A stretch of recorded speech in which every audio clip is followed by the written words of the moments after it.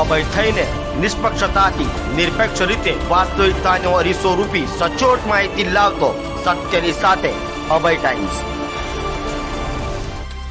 Telegram પર work from home આપવાનું કહી હોટલના ઓર્ડર કરવાના ટાસ્ક પૂરા કરવાથી કમિશન આપવાની વાત કરી લાખો પડાવનારને સાયબર ક્રાઇમે ઝડપી પાડ્યો છે।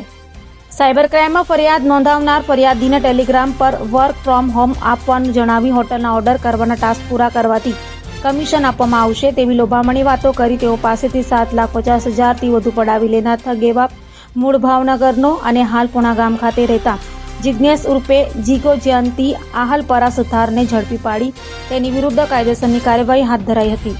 સુરત શહેર નાયબ police commissioner Shri crime branch Surat શહેરનાઓની સૂચના અનુસંધાને સાયબર ક્રાઇમ પોલીસ સ્ટેશનની અંદર શહેરના નાગરિકો સાથે વિવિધ પ્રકારના ફાઇનાન્શિયલ ફ્રોડ કરી વિવિધ પ્રકારની એમો અપનાવીને સાયબર ગુનાનો નાગરિકોને ભોગ બનાવનાર આરોપીઓને શોધી કાઢવા માટે સૂચના આપવામાં આવેલ।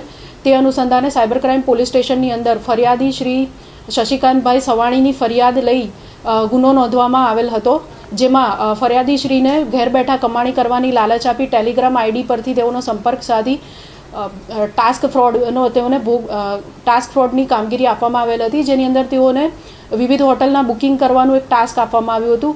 એ અનુસંધાને તેઓને બોળવીને તેઓની પાસેથી ઓનલાઈન ટ્રાન્ઝેક્શન કરાવી લગભગ 7,50,000 રૂપિયા જેટલી માતબર રકમ ઓનલાઈન વિવિધ એકાઉન્ટમાં ટ્રાન્સફર કરવામાં આવી હતી। તે અનુસંધાને સાયબર ક્રાઇમ પોલીસ સ્ટેશનની અંદર ટેકનિકલ સર્વેલન્સ અને પોલીસની મહેનતના આધારે આરોપીને ઝડપી પાડવામાં આવ્યો છે। આરોપીનું નામ છે જિજ્ઞેશ આહલપરિયા। તેઓ મૂળ એકાઉન્ટ ધારક છે, જેઓએ આ